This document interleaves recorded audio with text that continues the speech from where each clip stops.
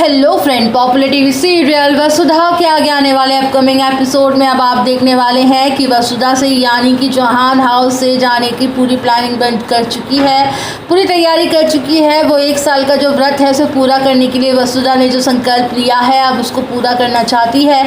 यहाँ पर आप देखेंगे कि वसुधा तो निकल जाएगी, लेकिन वहीं दूसरी तरफ 1 साल के बीच में बहुत सारी चीज़ें बदलती हुई भी नजर आएंगी, जिसमें वसुधा की पूरी चौहान हाउस को, चौहान परिवार को ज़रूरत पड़ने वाली है। वह कोशिश करने वाले हैं कि किसी भी तरह से वसुधा को ढूंढा जाए, उसे वापस लाया जाए, लेकिन उनको किसी को भी पास ना कोई एड्रेस होता है और ना ही कोई कॉन्टैक्ट नंबर होता है, और उसका नाम भी अब पहचान नहीं पाएगा कोई, क्योंकि वो सब कुछ बदल के रह रही है। अब एक और कड़ी, एक और रास्ता जो जानता होता है वसुधा कहाँ है, और कोई नहीं बल्कि वह गुरुजी हैं। गुरुजी की ही शरण में पहुंचने वाले हैं देव।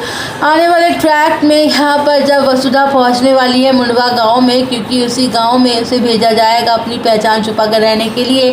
बस वहाँ पे जैसे ही जाएगी तो बहुत सारी सच्चाई अब यहाँ पे सामने आने वाली है। सबसे पहले ये चीज़ उसे पता चलने वाली है कि चौहान फैक्ट्री, एक चौहान इंडस्ट्रीज़ की चौहान फैक्ट्री यहाँ पे एक वो पर मौजूद है, जिसमें वो सारी धांधली हो रही हैं। जैसे कि वसुधा ऑलरेडी जानती है कि देव के थ्रू यहाँ पे कोई ना कोई गड़बड़ कर रहा है, जो बार बार हमला हमारी फैक्ट्री पर हो रहा है। इस चीज़ को वो जानकर वसुधा बहुत खुश हो रही है कि वह मुंडवा गांव जा रही है अब सच्चाई का पता लगाने के लिए, लेकिन वहां जाकर उसकी जान पर भी खतरा मंडराने वाला है।